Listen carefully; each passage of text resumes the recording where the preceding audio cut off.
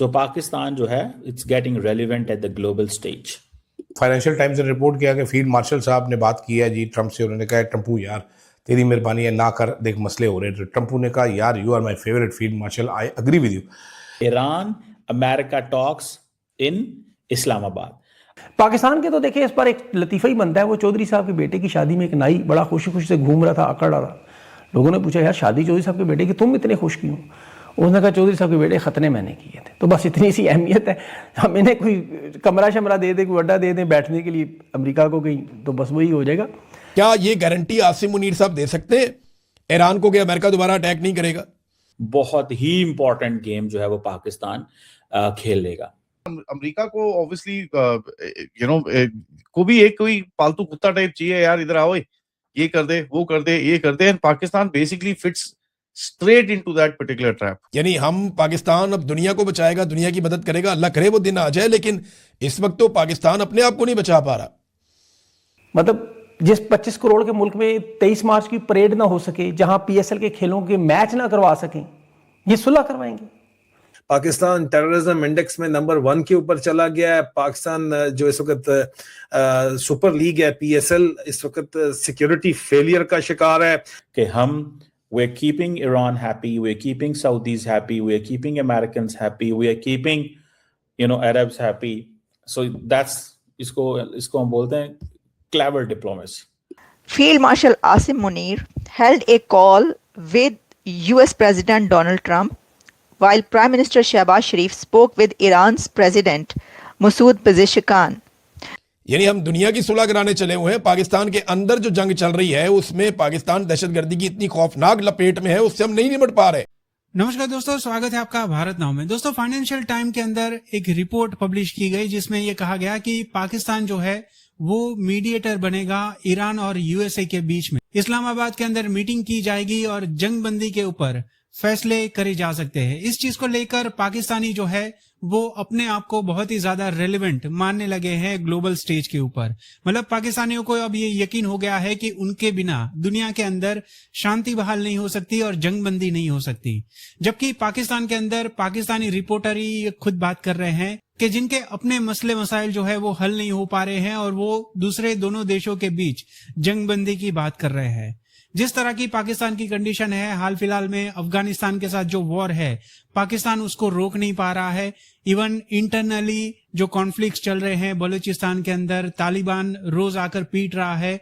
पाकिस्तान कैसे मीडिएट कर सकता है इन दोनों देशों के बीच? क्योंकि पाकिस्तान यहाँ पर रेलेवेंट ही नहीं है, ना वो सुपर पावर है, ना वो फाइनेंशियली स्ट्रांग है, ना ही स्ट्रांग जियोपॉलिटिकल होल्ड रखता है। तो किस हिसाब से पाकिस्तान जो है यहाँ पर मीडिएट कर सकता है? इतने इम्पोर्टेंट हैं कि हमारे कहने से जंग रुक जाएगी। हम तो अफगानिस्तान के साथ जो है वो अपनी लड़ाई को रोक नहीं पा रहे हैं, तो हम दूसरों की कैसे करेंगे जब हम अपनी खुद की लड़ाई को जो है वो रोकने में नाकाम दिखाई दे रहे हैं। ईरान को बड़ा क्लियरली पता है पाकिस्तान किस कैंप में जाके बैठा हुआ है, तो zero trust with Iran is one of the biggest things. कि हम दो ममालिक के दरमियान में जंग को बंद करवा सकते हैं, लेकिन अपने मुल्क में हम ये नहीं करवा सकेंगे अपने मुल्क के मसाइल हल। उन्होंने कहा जी अनफॉर्चुनेटली लगता है ऐसा। मैंने कहा नहीं, मुझे कोई फायदा नहीं होगा।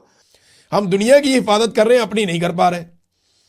जो आलमी रैंकिंग आई है उसमें दहशतगर्दी में पाकिस्तान दुनिया में नंबर 1 हो गया। पाकिस्तान करेगा सिचुएशन को कंट्रोल या सिचुएशन पाकिस्तान को कंट्रोल कर रही है? अगर मुज़ाकरात नाकाम हो गए तो फिर क्या होगा? ट्रंप क्या रोल बनाओगे पाकिस्तान का? ना बलूचिस्तान में उसकी अपनी कंट्रोल है, ना केपी में उसके अपना कंट्रोल है। यहाँ पर बम पटाखे बजेंगे उसकी तरफ और वहां पर ये मीडिएशन करेगा? क्या बात कर रहे हैं? देयर इज नो पॉसिबिलिटी और समथिंग लाइक दैट। ओमान और कुछ और कंट्रीज जो हैं उन्होंने मिलकर ये बात की कि हम आप सबका हम सब हाजिर हैं और हम जो है ये मीडिएशन करवा सकते हैं। लेकिन ना सवाल ये पैदा होता है कि क्या आसिम मुनीर अमेरिका को एक फेस सेविंग लेकर दे सकते हैं? तो जवाब है कैसे। अमेरिका को फेस सेविंग लेकर देंगे तो ईरान के अंदर मामला नहीं बनेगा, ईरान को कुछ लेकर देंगे तो अमेरिका में मामला नहीं बनेगा। तो बीच का रास्ता कैसे निकलेगा ये है। लग वही रहेगा, अगर नाकाम हो गए तो फिर हमारा क्या होगा? कालिया कामयाब हो गए तो चलो हमें ये मिलेगा वो मिलेगा, कुछ भी कख भी नहीं मिलना। ईरान को फेंड कर देते हैं या अमेरिका को फेंड कर देते हैं या सऊदी अरेबिया को कर देते हैं, गल्फ स्टेट्स को कर देते हैं, तो इसके बहुत दूररस नतायज होंगे पाकिस्तान के ऊपर, जो कि बहुत हद तक डिपेंडेंट है इन मुल्कों के ऊपर। हम सऊदीया पे और अमेरिका पे, यूएई पे डिपेंडेंट हैं। हम ईरान के साथ भी बिगाड़ना अफोर्ड नहीं कर सकते। हालांकि हमारे पास है फेवरेट फील्ड मार्शल, किसी और के पास नहीं है, लेकिन हमारी ऐसी दहशतगर्दी में हालत हुई है, दुर्गत बनी है कि पाकिस्तान दुनिया में पहले नंबर पे आ गया है दहशतगर्दी से मुतासिर ममालिक में। हालत हमारी ये है। तो हम अमेरिका को कैसे बचा सकते हैं? बहरहाल अमेरिका को हम पे ये तो ट्रस्ट है कि ये अपने बंदे हैं, वफादार लोग हैं, जो बात करेंगे ये वो कह देंगे जाके, और हमारे बगैर ये नहीं चलेंगे। अब या तो डोनाल्ड ट्रंप को शटअप कॉल मिल गई है कि लड़ाई से भागो, बंद करो इसको, हम नहीं लड़ सकते, या फिर डोनाल्ड ट्रंप टाइम गेन कर रहा है। अब खुद जरा सोचिए, ग्राउंड रियलिटी है, पूरा मुल्क उधार पे चीजें मांगने के लिए, किस मुल्क को हमने नहीं मतलब गए वहां, किस मुल्क में नहीं गए? आप अंदाजा करें, ये कोई 20 मुलाकातें तो सिर्फ मैंने भी ट्वीट की है IMF की चीफ के साथ, $1 अरब, सिर्फ $1 अरब के लिए। अब यहां ये कह रहे हैं जी हम ईरान और इसराइल की सुलह करवाने के लिए मामला, ये सुलह नहीं हो रही। फिर एक इनका बयान है जी कि पाकिस्तान एक एटमी मुल्क है, इसलिए जी हमारी हाँ नाम में फैसले हो। अच्छा, एटम बम रखने से अगर ये ऐसे किरदार मिलते तो शुमाली कोरिया इस वक्त पूरी दुनिया में अमेरिका की जगह तमाम जंगें बंद करवाता, अमल कर नोबल इनाम उन्हें मिल रहा होता। एटम बम चलाने वाला तो है नहीं। यहां तो पॉलिसी, अगर आप जरा गौर से, मैं आपको हकाइक बता रहा हूं, बैंगन की तरह लड़कने वाली पॉलिसी है।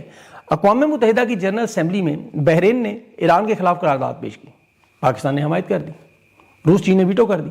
फिर रूस ने ईरान के हक में करारदाद पेश की, वो भी इन्होंने, पाकिस्तान ने हमायत कर दी। अमेरिका ने कहा जी ये ईरान के पास हथियार हैं, इन्हें रोकना है, उधर भी ताई। फिर उसके बाद कहा जी गैर कानूनी, ईरान ने कहा गैर कानूनी हमारे पर हमने, उसकी भी ताई। मतलब इन्हें तो जिस तरफ कहा जाए हर तरफ यस यस यस यस वाली पॉलिसी है। ये तो खुल के कोई मौकफ नहीं ले सकते अपना।